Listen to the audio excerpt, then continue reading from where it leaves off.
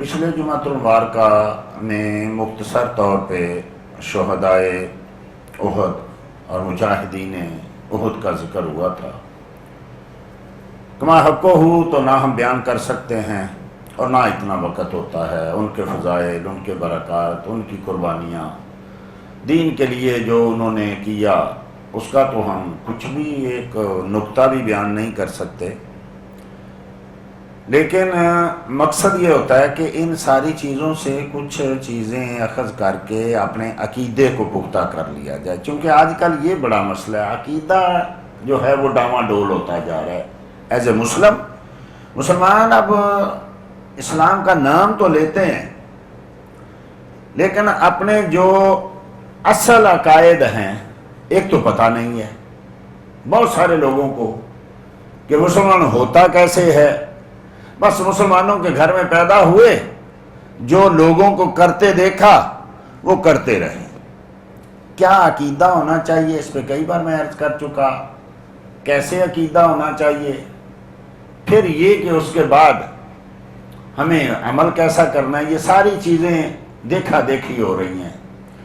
ہمیں ایک تو ملت کفر سے مسائل ہیں جو ہمارے اصل عقائد پہ ہمیں جو ہے وہ ان کو توڑ رہا ہے، اور پھر اس کو چیزیں ہمارے سامنے وہ پریکٹیکل بھی نظر آ رہی ہیں، یہ چیزیں ایسی ہیں۔ پھر ہم میں آپس میں جو لوگ ہیں بد عقیدہ لوگ، وہ ڈائریکٹ ہمارے عقیدے پہ اعتراض کرتے ہیں۔ جیسے سائنسدان ہر چیز ہمیں سامنے دکھا دیتے ہیں اور ہم غیب پہ ایمان لانے والے ہیں۔ ہم مسائل بیان کرتے ہیں صحابہ کے، تابعین کے، اولیاء کے، وہ یہ کرتے تھے، وہ یہ کرتے تھے۔ وہ کہتے ہیں یہ کدھر ہیں چیزیں، یہ شاید تم نے اپنے طرف سے ساری جوڑی ہوئی ہیں، بنائی ہوئی ہیں۔ یہ کرامت تھی، وہ زندہ ہیں، وہ سنتے ہیں، وہ آتے ہیں، وہ جاتے ہیں، وہ مدد کرتے ہیں۔ وہ کہتے ہیں یہ تمہارے قصے کہانیاں ہیں، لیکن وہ چونکہ اب ہوا میں اڑ رہے ہیں، وہ سمندروں کی تہہ میں جا رہے ہیں، وہ چاند کو، مریخ کو مسخر کر رہے ہیں، وہ ہر چیز ہمارے سامنے رکھ دیتے ہیں۔ اس وجہ سے اب ہوتا کیا ہے کہ ہم ہیں کتابی لوگ، پچھلی کتابوں کو پڑھنے والے، ہم ہیں اپنے بزرگوں کے حوالے دینے والے، وہ چیزیں اس کے خلاف ہمارے سامنے پیش کرتے ہیں۔ اس سے آدمی جو ہے وہ ڈاواں ڈول ہو جاتا ہے۔ آپ دیکھیں گے مسلمانوں میں بہت سارے لوگ سیکولر کیوں ہو رہے ہیں، کہ اپنے عقائد سے ان کو تعلق نہیں ہے، بزرگوں کے ساتھ تعلق نہیں ہے، قرآن و حدیث وہ پڑھتے نہیں ہیں، پڑھتے بھی ہیں تو ایک عام کتاب سمجھ کے پڑھتے ہیں۔ اس کے مخالف جو کچھ ہے وہ ہمارے سامنے ہے۔ جیسے کافر کہا کرتے تھے نا انبیاء کو، لے آؤ عذاب، عذاب کہتے ہو نا، نہیں مانیں گے عذاب تو لے آؤ، پتھر برسا لو ہم پہ، زمین کو الٹ دو۔ تم کہتے ہو نا کہ یہ مردے زندہ ہوں گے، وہ کیا کرتے، مردوں کی ہڈیاں لے آتے، قالوا اذا کننا عظاما نخرا، یہ بسیدہ ہڈیاں زندہ ہوں گی تو لاؤ ہمارے باپ کو زندہ کرو، ہمیں بتائے وہاں کیا ہو رہا ہے۔ یہ انبیاء سے سوال ہوتے تھے، یہ انبیاء کے سامنے حجتیں کرتے تھے کہ لاؤ، تم کہتے ہو مرنے کے بعد زندہ ہوں گے، یہ ہے ہمارا باپ دادا، اس کو زندہ کرو، ہم سے بات کراؤ۔ تم کہتے ہو اللہ ہمارا سب کچھ کر سکتا، کرو نا، اب اپنے رب کو بلاؤ۔ یہی چیزیں آج اولیاء کے بارے میں ہو رہی ہیں۔ نام نہاد مسلمان یہی ہمارے خلاف باتیں کر رہے ہیں، تم کہتے ہو وہ ولی ایسا کر، تم بھی کرو نا، آج بلاؤ نا اپنے ولیوں کو، یہ فلاں حملہ کر رہا ہے، فلاں یہ کر رہا ہے، فلاں نے مسجدیں گرا دی، کہو ان کو ولیوں کو اس کو بچائیں۔ تو جو کافر کفار جو تھے انبیاء پہ حجت کرتے تھے، وہی آج بد عقیدہ لوگ ہم پہ حجت کرتے ہیں۔ بے شمار انبیاء کے واقعات تمہارے سامنے ہیں، بلکہ آقا کریم صلی اللہ علیہ وسلم کے سامنے، کہتے کر لو جو کرنا ہے، لاؤ اپنے رب کو، اس کو یہ کرے، اس کو یہ کرے، ان پہاڑوں کو سونے کا بنا دے، یہاں چشمے جاری کر دے، یہاں یہ کرو، کرو نا سب کچھ۔ تو اب ہوا کیا کہ ہم آہستہ آہستہ دین سے دور ہوتے گئے، ہم اپنی ذات میں وہ طاقت پیدا نہیں کی ہم نے کہ ہمیں پتا چلے کہ یہ ہو سکتا ہے. روحانیت نہیں ہے، نمازیں پوری نہیں ہے، تو آگے کیا ہوگا؟ ہم یہ حدیثیں تو پڑھتے ہیں، لوگوں کو بیان کرتے ہیں کہ رب کریم نے، حدیث قدسی ہے بخاری شریف میں، بشمار بار آپ نے سنی، بیان کی کہ نبی کریم صلی اللہ تعالیٰ علیہ وسلم نے ارشاد فرمایا، بندہ نماز پڑھ کے پھر نفل پڑھتا ہے، نفل پڑھ کے پھر ایک قریب ہوتا ہے، جب وہ میرے قریب ہو جاتا ہے، جب میں اس کو اپنا محبوب بنا لیتا ہوں، فَإِذَا أَحْبَبْتُ، جب میں اس کو اپنا محبوب بنا لیتا ہوں، كُنْتُ سَمْعًا فَيَسْمَعُ الَّذِي، میں اس کی سماعت بنتا ہوں، وہ مجھ سے سنتا ہے.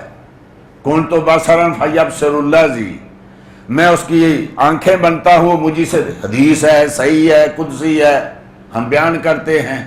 لیکن وہ کہتے ہیں یہ کہاں ہیں یہ لوگ، یہ جن کی آنکھیں خدا بنتا ہے، جن کے کان خدا بنتا ہے، جن کے ہاتھ خدا بنتا ہے، جن کے پاؤں خدا بنتا ہے، جس کی قدرت سے وہ چلتے ہیں، کہاں ہیں وہ لوگ؟ یہ تم نے ایسے ہی بنایا ہوا.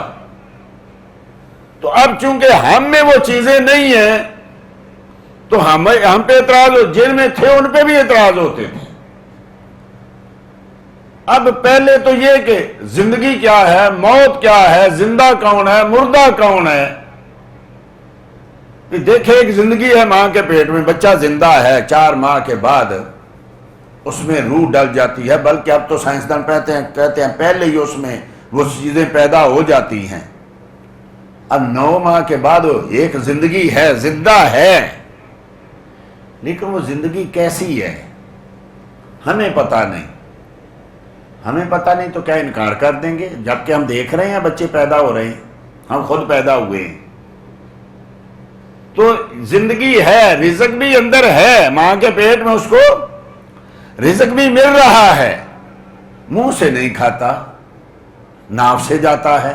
رزق ہے، طریقہ مختلف ہے، زندگی ہے، مختلف ہے، لیکن ہمیں نظر نہیں آ رہا. اب تو سائنس نے سب کچھ دکھا بھی دیا، مرنے کے بعد بھی ایک زندگی ہے، رزق بھی ہے.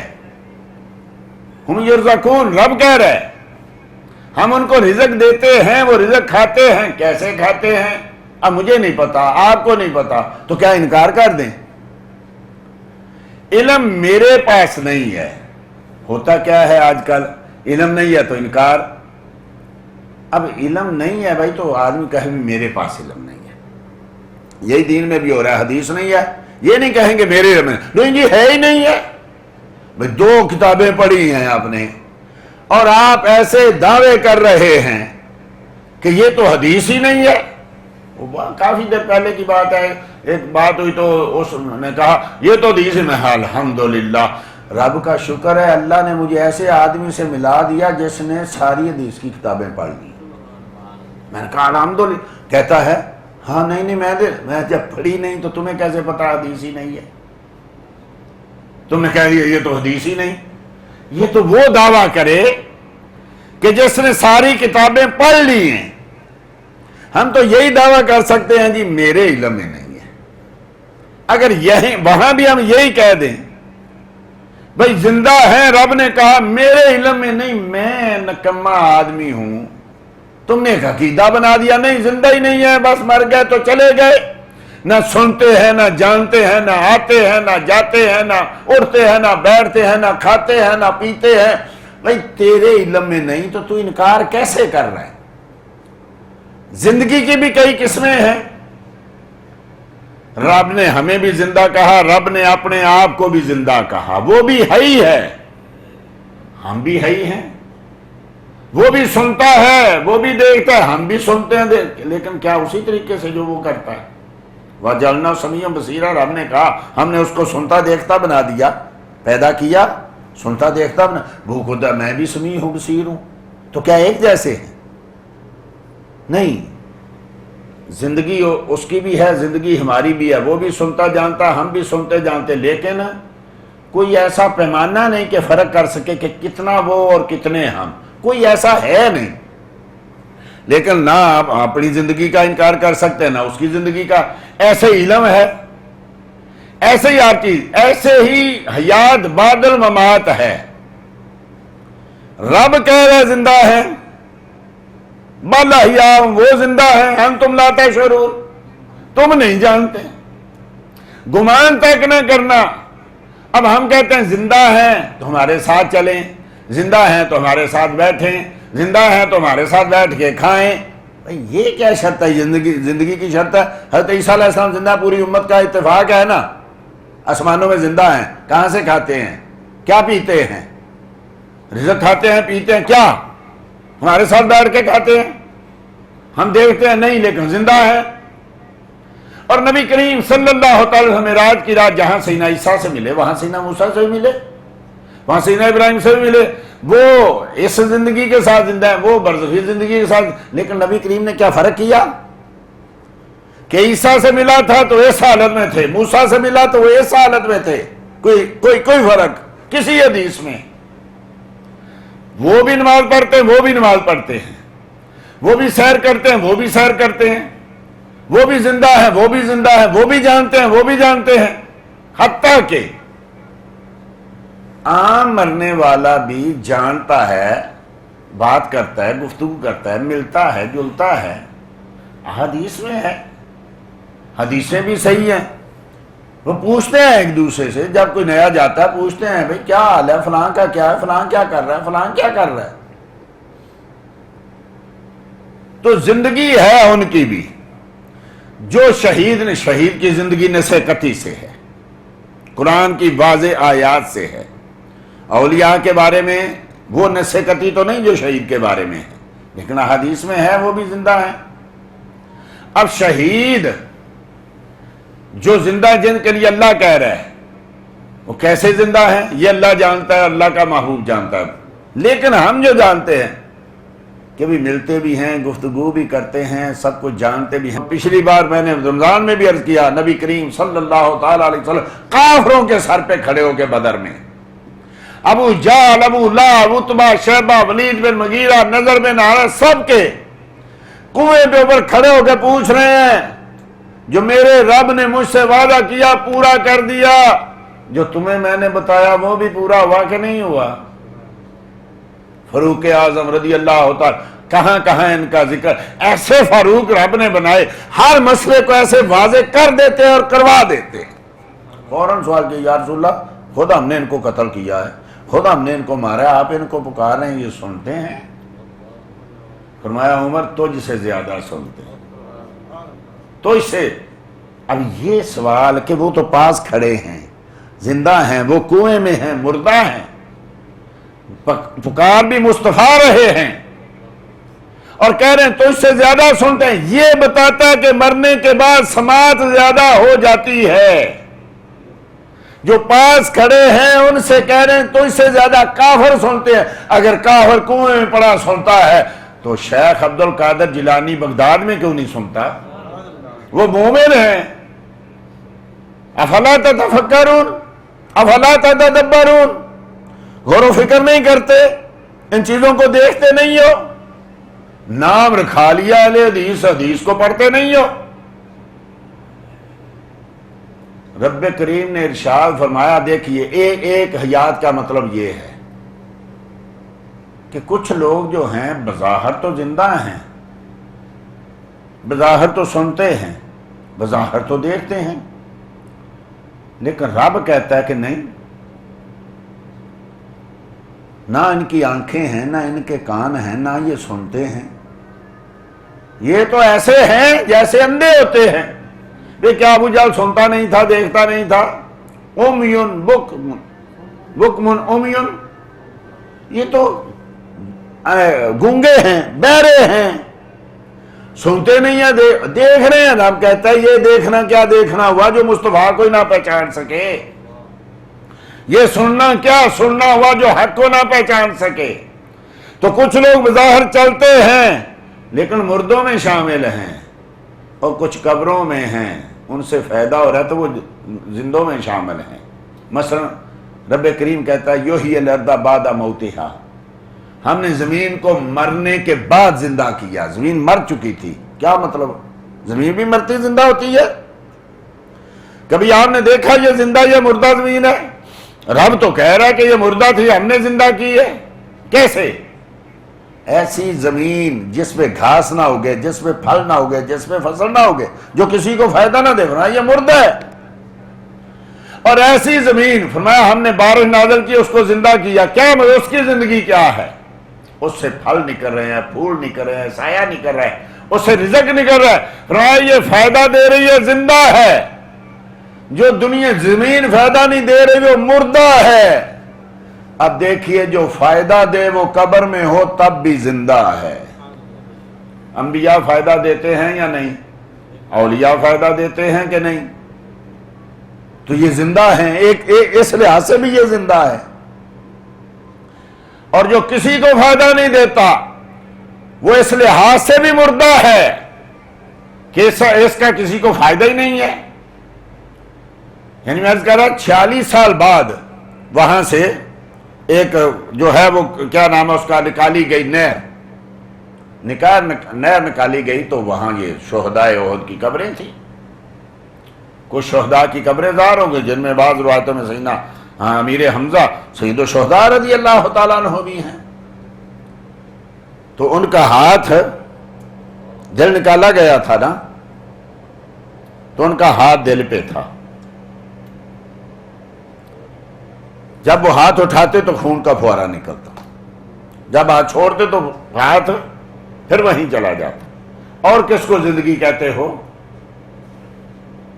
سنتا تو صحیح ہین میں ہے، سنتا تو اس وقت بھی ہے جب وہ تمہارے سامنے چارپائی پہ پڑا ہوا ہے، جب تم اٹھا کے لے جا رہے ہو۔ کیا بخاری میں نہیں ہے کہ وہ پکار رہا ہے مجھے کہاں لے چلے ہو؟ اگر نیک ہوتا تو کہہ رہا قدمونی مجھے جلدی لے چلو جلدی۔ بھائی ہم نہیں سنتے، وہ بول رہے ہم نہیں سنتے تو کیا کہیں؟ بھائی مصطفیٰ نے کہا، وہ فرمایا اگر مجھے یہ ڈرنا نہ ہو کہ تم مردوں کو دفن کرنا چھوڑ دو گے تو میں تمہیں سناتا اس کی باتیں۔ وہ بول رہے ہمارے کان نہیں سن رہے، اپنے علم کی نفی کریں یا عقیدہ ہی بدل دیں۔ ان لوگوں نے عقیدے بدل دیے۔ یہ زندگی نہیں تو کیا ہے کہ ہاتھ اٹھاتے ہیں اور چھوڑتے ہیں تو پھر وہیں جاتا ہے، اور خون اس وقت بھی تازہ نکل رہا ہے 40 سال بعد بھی۔ تو یہ دکھانا تھا کہ یہ انبیاء اولیاء، اور اصل تو سب فروعات ہے نا انبیاء کی۔ انبیاء زندہ نہیں تو شہید کہاں سے زندہ ہو گئے؟ اور اگر یہ زندہ ہونا کوئی فضیلت ہی نہ ہوتی، مردہ ہونے میں فضیلت ہوتی تو رب نہ کہتا اس کو مردہ نہ کہو، بھئی فضیلت ہے، شہید ہوا ہے۔ وَلَا تَقُولُوا لِمَن يُقْتَلُ فِي سَبِيلِ، نہ کہنا، رب کہتا ہے مردہ نہ کہنا، کیونکہ مردہ کہنا کوئی عزت کی مقام نہیں ہے۔ رب کہتا ہے ان کو مردہ نہ کہنا، تم نبی کو کہہ رہے ہو اور اعلان کہہ رہے ہو۔ رب کہتا ہے ان کے غلاموں کو بھی نہ کہنا۔ یہ حضرت سیدنا ثابت بنانی رضی اللہ تعالیٰ، سیدنا انس بن مالک رضی اللہ تعالیٰ کے شاگرد ہیں، تابعی ہیں، نیک آدمی ہیں، بسند صحیح۔ جب ان کو دفن کیا گیا نا تو ایک وہ اینٹ جو رکھ رہے تھے گر گئی۔ حضرت مکحول شامی ان کے شاگرد ہیں، یہ بھی تابعی ہیں، جاننے والوں میں وہ بھی جنازے میں تھے۔ اسی وقت ابھی وہ پوری ہو رہی ہیں اینٹیں، اسی وقت جب اینٹیں پوری ہو گئیں ایک گر گئی، دیکھا تو وہ تو قبر میں کھڑے نماز پڑھ رہے ہیں۔ سب نے دیکھا وہ جو وہاں موجود تھے، کوئی دور کا واقعہ نہیں، کوئی 14ویں صدی کا واقعہ نہیں ہے۔ اب یہ سارے لوگ دفن کر کے، اب کوئی آج کے مولوی سے پوچھے ہاں زندہ کو دفن کر دیا، دیکھ رہے کہ نماز پڑھ رہا ہے، پھر بھی آگے اینٹیں لگا لی۔ حکم اور ہے، کچھ اصول ہیں دین کے۔ وہ گئے ان کے گھر، ان کی بیٹی سے پوچھا کہ کیا ان کا کوئی خاص عمل کہ ہم نے دیکھا ہے وہ قبر میں نماز پڑھ رہے ہیں؟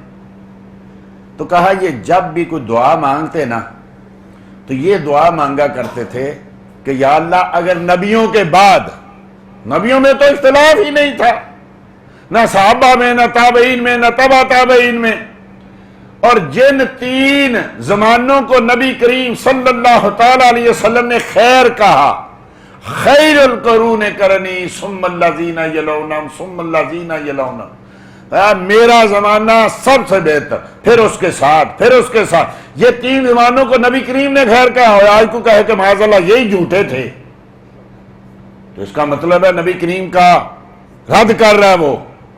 نبی کریم نے کہا اس کے بعد جھوٹ ظاہر ہوگا، اور آج کے جھوٹے صحابہ کو، تابعین کو جھوٹا کہہ رہے ہیں۔ اب صحابہ میں یہ اختلاف نہیں تھا، تابعین میں بھی یہ اختلاف نہیں تھا، حتیٰ کہ شیخ محقق شیخ عبداللہ محدث دہلوی رحمت اللہ، اب کیا کریں، ان لوگوں کے حوالے پیش کرتے ہیں، لوگ کہتے ہیں جیسے تم ہو ایسے وہ تھے، معاذ اللہ وہ بھی جھوٹ لکھتے رہے۔ انہوں نے اپنے مکتوبات شریف میں لکھا ہے کہ دنیا میں مسلمانوں میں بہت سارے فرقے پیدا ہو گئے، بہت سارے فتنے پیدا ہو گئے، لیکن الحمدللہ رب العالمین اس میں آج تک مسلمانوں میں اختلاف نہیں ہوا کہ نبی کریم صلی اللہ تعالی علیہ وسلم اپنی قبر میں بے حیات حقیقی زندہ ہیں اور امت کے اعمال کو بھی دیکھ رہے ہیں۔ یہ ہے نامی صدی، 11ویں صدی ہجری کے آدمی شیخ محقق عبداللہ محدث دہلوی، 11ویں صدی ہجری کے، یعنی 1100 سال تو مسلمانوں میں یہ اختلاف پیدا نہیں ہوا کہ نبی کریم زندہ ہیں یا نہیں، معاذ اللہ استغفر اللہ، یہ سوچا ہی نہیں جا سکتا تھا۔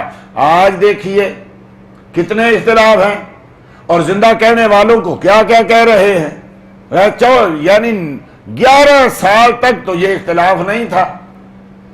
تو وہ بھی دعا کیا کرتے تھے حضرت صابر بنانی کہ یا اللہ اگر نبیوں کے بعد، انبیاء کے بعد اگر تو کسی کو اجازت دیتا ہے کہ وہ قبر میں نماز پڑھیں تو میرے رب مجھے یہ اجازت ضرور دینا۔ اور دعا قبول ہوئی۔ میں یہاں پھر یہ کہتا ہوں، بتاؤ نا کہ اس کی سند نہیں ہے، صحیح نہیں ہے، لیکن ان کا معاملہ سندوں کا نہیں ہے۔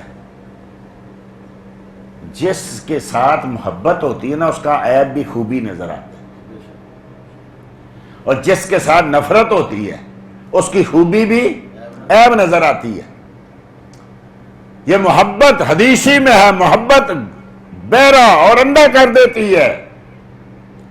محبت اپنے محبوب کی برائی نہیں سنتی، محبت اپنے محبوب کے خلاف نہیں سنتی، اور بغض اپنے دشمن کی خوبی نہیں سنتا۔ آج دیکھ لیں یہ سیاسی لیڈروں کو اور ان کے جاننے والوں کو، ہمارے سامنے یہ فاسق فاجر ہیں، یہ لوٹتے ہیں، یہ ڈاکے مارتے ہیں، یہ قتل کراتے ہیں، لیکن آپ کسی کا نام لے کے دیکھیں اس کے جاننے والا کتنے اس کے حق میں دلائل دے گا، اسی وقت بولے گا، چاہے 50 آدمی بیٹھے ہیں اسی وقت بولے گا، وہ نہیں نہیں یہ الزام ہے، یہ ایسے ہی لوگ کہتے ہیں، وہ تو بندہ ہی بڑا اچھا ہے، اور دوسرے کی برائیاں شروع کر دے گا۔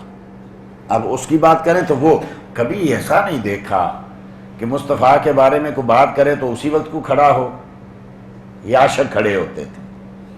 آج ہم نام کے عاشق ہیں، سنتے رہتے ہیں، 2 گھنٹے گستاخوں کی تقریریں سنتے رہتے ہیں، ہمارے کانوں پہ اثر نہیں ہوتا یہ کیا کہہ رہا ہے۔ باپ کی برائی وہ بول نہ سکتا اور آدمی محفل سے اٹھ کے چلا جاتا ہے، یہاں میرے باپ کی، ہم 2 گھنٹے ان کی محفلوں میں بیٹھتے ہیں، باتیں سنتے ہیں، پھر ہم کہتے ہیں عاشق ہے۔ تو اصل میں ان کو بغض ہے، یہ حدیث ضعیف ہے، اور یار جس نے حدیث کی یہ قسمیں بنائی، یہ صحیح ہے، یہ حسن ہے، یہ ضعیف ہے، یہ صحیح لذات ہی، یہ صحیح لے گئے رہی، یہ حسن لذات ہے، یہ حسن لے گئے، اور آگے ضعیف کی 90 قسمیں، ان کو پوچھے 45 قسمیں نہیں کو بتا سکتا۔ یہ جو آج کا بڑے محدث بنے ہوئے ہیں نا، 45 کہیں 40 کہیں ان کو گنا دیں، 90 قسمیں لکھی ہیں صرف ضعیف حدیث، تو مطلق نہ دے تو حدیث ضعیف ہے۔ ارے جنہوں نے یہ قسمیں بنائی، جنہوں نے بتایا یہ متواتر ہے، یہ مشہور ہے، یہ خبر واحد ہے، جنہوں نے بتایا یہ متصل ہے، یہ منقطع ہے، جنہوں نے بتایا یہ مدلس ہے، یہ مرسل ہے، جنہوں نے یہ بتایا انہوں نے ساتھ یہ اصول نہیں بتایا کہ جہاں مصطفیٰ کی فضیلت کی بات ہوگی وہاں سند نہیں دیکھی جائے گی، وہاں صحیح بھی قبول کی جائے گی۔ جہاں فضیلت کی بات ہوگی نہیں جی نہیں یہ تو کوئی یہ ضعیف حدیث ہے، تو ضعیف تو مردہ ہوتا ہے، مردے کو مردہ اٹھائے گا تو کیا فائدہ ہوگا. یہ ان کو نہیں پتا تھا جنہوں نے اصول بنائے ہیں. سب سے بڑا کہنے امام بخاری رحمت اللہ تعالی علیہ ہے نا، کیا انہوں نے ضعیف حدیثوں سے استدلال نہیں کیا؟ کیا امام مسلم نے ضعیف حدیثوں سے استدلال نہیں کیا؟ کیا امام احمد بن حنبل نے ضعیف حدیثوں سے استدلال نہیں کیا؟ کون سا ایک محدث بتائیں کہ جس نے زندگی میں ضعیف حدیث سے استدلال نہ کیا ہو؟ مطلقاً جی ضعیف حدیث قابل قبول نہیں ہے. کہاں نہیں ہے؟ جہاں نہیں وہاں تو قبول کر رہے ہو، جہاں نہیں کرنی تھی وہاں کر رہے ہو، اور جہاں کرنی تھی وہاں انکار کر رہے ہو. سینے پہ ہاتھ باندھنے کی پوری دنیا میں کوئی حدیث صحیح نہیں ہے، لیکن تم عمل کر رہے ہو ضعیف حدیث پہ. اور جہاں مصطفیٰ کی بات آئے وہاں جی حدیث ضعیف ہے، معجزے کی بات آئے وہاں حدیث ضعیف ہے. حضرت انس بن مالک رضی اللہ تعالیٰ کی ایک ذہن میں آ گیا، یہ امام بہقی رحمت اللہ تعالی علیہ نے دلائل نبوہ میں نقل کیا. کہتے ہیں ایک مائی تھی مدینہ شریف میں، ایک ہی اس کا بیٹا تھا، وہ بیمار ہو گیا، اور جب سنا زیادہ بیمار ہے تو ہم بیمار پرسی کو گئے. دیکھا ہمارے سامنے اس نے جان دی ہے، اس کی روح پرواز ہوئی ہے. ہم نے اس کی ماں کو بتایا تیرا بیٹا فوت ہو گیا. ماں نے آ کے کپڑا اٹھایا، دیکھا فوت ہو گیا. کہا یا اللہ تیرے محبوب کے لیے مکہ چھوڑا، مدینے میں آئی، سب سارے رشتہ دار چھوڑے تیرے محبوب کے لیے. ایک ہی بیٹا تھا وہ بھی تو نے لے لیا. میں نے تو تیرے محبوب کے لیے سب کو چھوڑا، تو نے میرے لیے ایک بیٹا نہیں چھوڑا. حضرت انس بن مالک کہتے ہیں ہم نے خود دیکھا، اس کو مرتے ہوئے بھی دیکھا، جب اس کی ماں نے دعا کی تو اس کو اٹھتے ہوئے بھی دیکھا. وہ بچہ خود اٹھا، ہمارے ساتھ کھانا کھایا، اور کتنے سال تک زندہ رہا. حجی کسی سے بیان وہ نہیں جی یہ تو حدیثیں ضعیف ہیں. ارے حدیثیں ضعیف نہیں ہیں، رب کریم نے ان کی زبانوں میں وہ تاثیر رکھی ہے. رب اشعث اکبر ذی طمرین لا یوبہ ولو اقسم علی اللہ لابرہ، کما قال صلی اللہ علیہ وآلہ وسلم. حدیث قدسی ہے، بخاری ہے. رب کے کچھ بندے ایسے ہیں رب کریم نے بظاہر دیکھنے میں تو وہ فقیر لگتے ہیں، بظاہر دیکھنے میں تو پھٹے پرانے کپڑے ہیں، بال اڑے ہوئے ہیں، گرد و غبار پڑا ہوا ہے، لیکن جب وہ منہ سے زبان سے بات نکالتے ہیں تو رب کریم ان کی قسم کو اسی وقت پورا کرتے ہیں. امام ذہبی لکھتے ہیں اس حدیث، یہ لمبی حدیث، من عاد لی ولی فقد آذنتہ للحرب، جس نے میرے ولی کی مخالفت کی میرا اس کے خلاف اعلان جنگ ہے. اب رب سے جو جنگ کرے گا تو کیا ہوگا؟ ہمیشہ جب جنگ ہوتی ہے تو دشمن کی اس چیز پہ حملہ کیا جاتا ہے جو سب سے زیادہ خطرناک ہوتی ہے، جس سے اس کو سب سے زیادہ فائدہ پہنچنا ہوتا ہے اور ہمیں سب سے زیادہ نقصان پہنچنا ہوتا ہے. پہلے اس کے ٹینک تباہ کریں گے، اس کے جہاز تباہ کریں گے، اس کے بم تباہ کریں گے. آدمی بعد میں دیکھے جائیں گے. پہلے جس سے ہمیں تکلیف ہو سکتی ہے، نقصان پہنچ سکتا ہے، اس کو فائدہ ہو سکتا ہے، پہلے اس کو تباہ کرو. مسلمان کے پاس سب سے بہتر اسلحہ کیا ہے؟ عقیدہ. سب سے بہتر اسلحہ کیا ہے؟ عقیدہ. تو جتنے گستاخ ہیں سب سے پہلے رب ان کا عقیدہ چھینتا ہے. اب اس کے بعد باقی نمازیں، روزے، حج، زکاتیں کیا کریں گے؟ عقیدہ نہیں رہا تو کچھ نہیں ہے.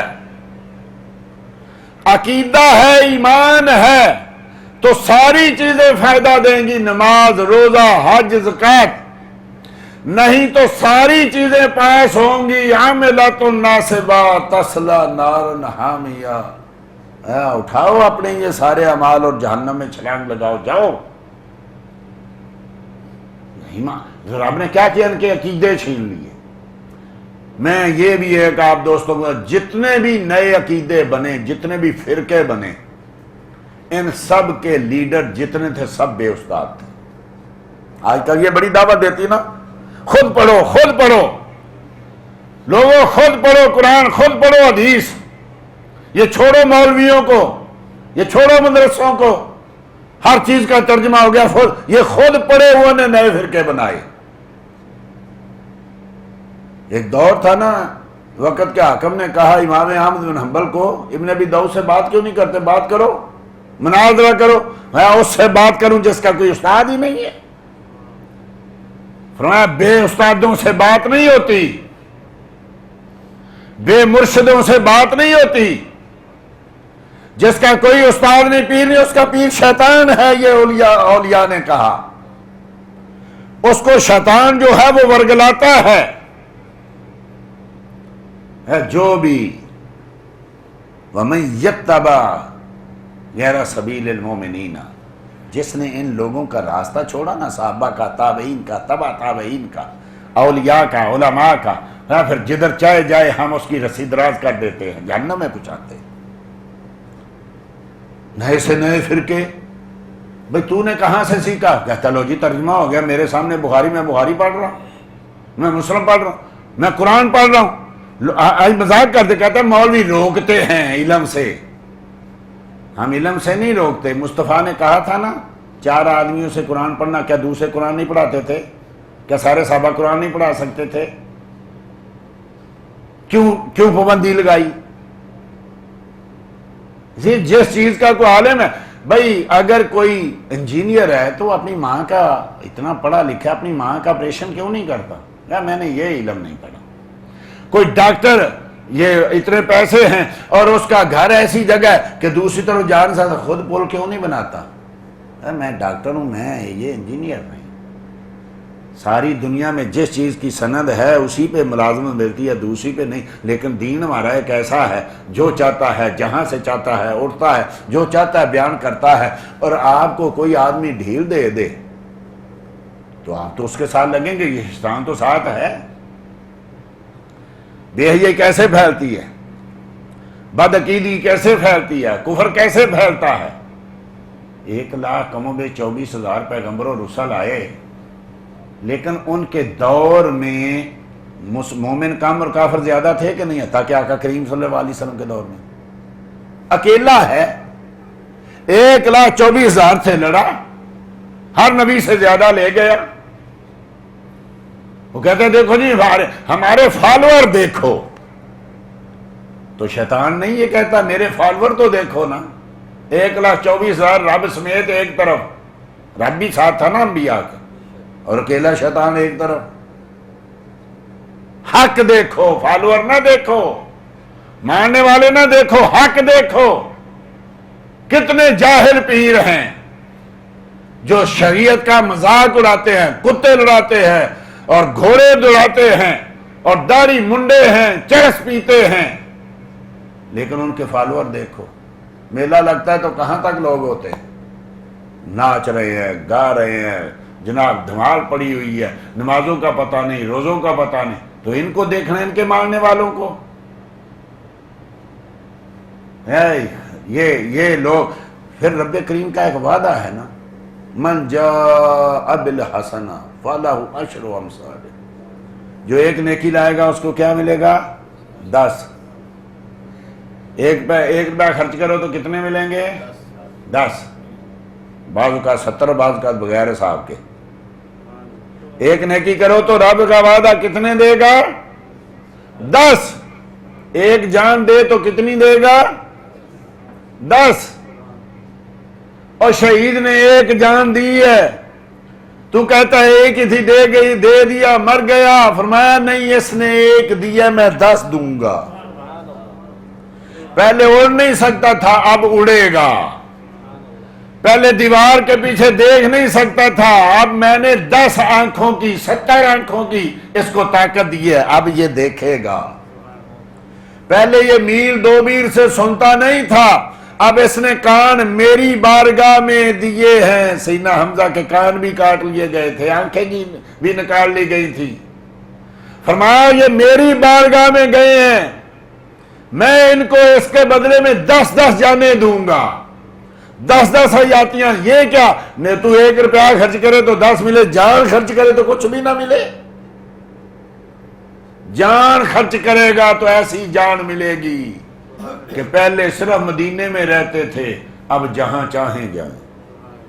حضرت سیدنا جعفر طیار، جعفر بن ابی طالب رضی اللہ تعالیٰ عنہ، سیدنا مولا علی کے بڑے بھائی۔ کتنے بھائی تھے آپ؟ چار بھائی، طالب، عقیل، جعفر اور مولا علی، 2 بھائی مومن ہوئے۔ ان میں ایک جعفر رضی اللہ تعالیٰ، جعفر نبی طالب یہ شہید ہوئے، اور شہادت میں ان کے بازو کاٹ دیے گئے۔ یہ وہی شہید ہوئے تھے نا جنگ موتا میں، جہاں نبی کریم صلی اللہ علیہ وسلم ممبر پہ بیٹھ کے بتا رہے تھے اب فلاں نے جھنڈا پکڑا وہ شہید ہوا، فلاں نے جھنڈا پکڑا وہ شہید ہوا، اب فلاں نے جھنڈا پکڑا وہ شہید ہوا، اب خالد بن ولید کے ہاتھ میں جھنڈا آیا، اب فتح ہوگی۔ ان میں حضرت جعفر طیار کے دونوں بازو کاٹ دیے گئے۔ اب جعفر طیار کیوں کہتے ہیں ان کو؟ اس لیے کہ انہوں نے رب کی بارگاہ میں 2 بازو دیے، رب کریم نے بازوؤں کے بجائے ان کو 2 پر دے دیے۔ اڑو جہاں چاہو جاؤ، اور اڑو بھی کبوتر کی رفتار سے نہیں، باز اور شاہین کی رفتار سے نہیں، فرمایا ایسے بازو دیے ہیں فرشتوں کی رفتار سے اڑو۔ اور فرشتوں کی رفتار کیا ہے؟ حضرت سیدنا یوسف علیہ السلام ابھی کنویں میں گرائے جاتے ہیں، ادھر فرشتہ آ کے نیچے پہنچنے سے پہلے اپنے پر پہ رکھ لیتا ہے۔ یہ رفتار ہے فرشتوں، پلک جھپکنے میں آسمان سے زمین، زمین سے آسمان، فرمایا اتنی رفتار سے۔ اب سب ان کو جعفر طیار کہتے ہیں۔ بھائی کیوں کہتے ہو طیار؟ وہ طیارے سے بھی زیادہ اڑتے ہیں، وہ پرندے سے بھی زیادہ اڑتے ہیں۔ تو جس نے بازو دیے اس کو 2 پر، جس نے جان دی اس کو کئی جانیں۔ تو ایک جان کا انکار کر رہا ہے، تو ایک حیات کا انکار کر رہا ہے۔ یہاں تو رب کریم نے اتنی جانیں دی ہوئی ہیں کہ جہاں چاہتے ہیں جیسے چاہتے ہیں۔ زندگی تو یہ ہے نا۔ اچھا پھر یہ نہیں بڑی عجیب بات ہے جو کہتے ہیں قبر میں کوئی زندگی نہیں ہے، کچھ بھی نہیں، وہ بھی دعائیں مانگ، یا اللہ ان کی قبر کو نور سے بھر دے، کہتے ہیں کہ نہیں؟ یہ بعض کا تراویوں میں سعودیہ میں بھی دعا مانگ رہے ہوتے ہیں نماز، یا اللہ ان کی قبر کو، وہ قبر میں تو ہے کچھ نہیں، نور سے بھرنے کے کیا ہوگا؟ ان کی قبر کو ٹھنڈا وہاں کیا، وہاں تو ہے کچھ نہیں ہے۔ تو اس کا مطلب یہ ہے کہ یہ جو دعائیں مانگی جا رہی ہیں کہیں نہ کہیں یہ عقیدہ ان میں بھی چھپا ہوا ہے کہ قبر میں کچھ ہے، اس لیے ہم کہہ رہے ہیں یا اللہ ان کی قبر کو حد نگاہ تک وسیع فرما دے۔ نبی کریم صلی اللہ علیہ وسلم نا مومن ہوتا ہے تو قبر وسیع ہو جاتی ہے، جنت سے ایک جو ہے وہ اے سی لگ جاتا ہے، جنتی اے سی، ان کو ٹھنڈک پہنچاتا رہتا ہے۔ تو یہ ہمیں نظر نہیں آتا، ہم جب قبر کھودتے ہیں وہاں کچھ بھی نہیں ہوتا، تو اس کا مطلب انکار کر دیں؟ نہیں، اپنے علم کا انکار کرو، اپنے شعور کا انکار کرو، اپنی عقل کا انکار کرو، نفی کرو۔ حیات انبیاء، حیات اولیاء، حیات شہداء سے انکار نہیں ہو سکتا۔ ابھی تک کتنے لوگ ہیں جن کی قبریں ظاہر ہوتی ہیں تو سبحان اللہ ان کا کفن تک میلا نہیں ہوا۔ یہ ہے صحیح عقیدہ ہونا، یہ ہے محبت رسول کا ہونا۔ ان کو قبر بھی کچھ نہیں کہتی، اور پھر خود بھی دعائیں مانگ رہے ہیں، بھائی دعا کرو یا اللہ اس کو قبر میں، اس کی قبر کو ٹھنڈا رکھ، قبر کو جنت کے باغوں میں سے باغ بنا۔ اور حدیثی بھی ہے نا، القبر روضۃ من ریاض الجنہ او حفرۃ من حفرات النیران، او کما قال صلی اللہ علیہ وسلم، فرمایا جنت، قبر جنت کے باغوں میں سے باغ ہے، یا جہنم کے گڑھوں میں سے گڑھ ہے۔ تو یہ باغ جب وہاں ہے ہی کچھ نہیں تو جنت کے باغ کو کیا کرنا ہے کچھ تو تبھی ہے نا، تبھی تو فرمایا نہیتکم عن زیارت القبور فزوروها ولا تقولوا ہجرا۔